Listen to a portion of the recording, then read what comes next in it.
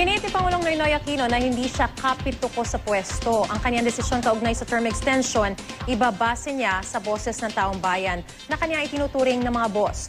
May ulat on the spot si Claire Delfin. Claire? Maris, mahirap daw ang maging Pangulo pero hahayaan daw ni Pangulong Aquino ang taong bayan na magdesisyon kung siya raw pa ay dapat magkaroon ng term extension.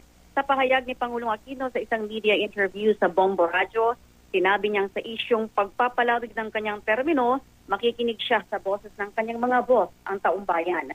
Kinuwento pa niya Aquino ang ilan sa mga insidenteng personal niyang narinig ang paghimok sa kanya ng ilang ordinaryong tao na dapat siyang manatili sa pwesto beyond 2016.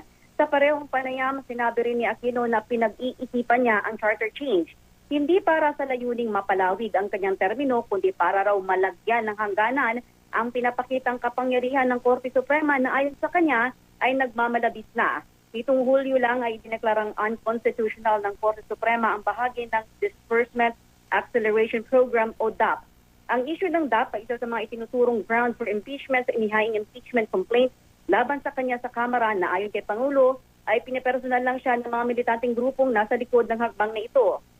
Giit ng Pangulo, hindi siya kapituko sa pwesto. Bagamat makikinig siya sa mga boss o sa kanyang boss, looking forward na rin daw siya sa kanyang kalayaan sa 2016. At narito ang bahagi ng kanyang panayam.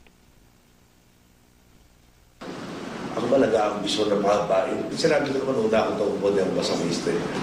Pero at the same time, may bas, tila, sabi ba, makikinig ako sa ano ba utos ng mga boss natin. Totoo yan.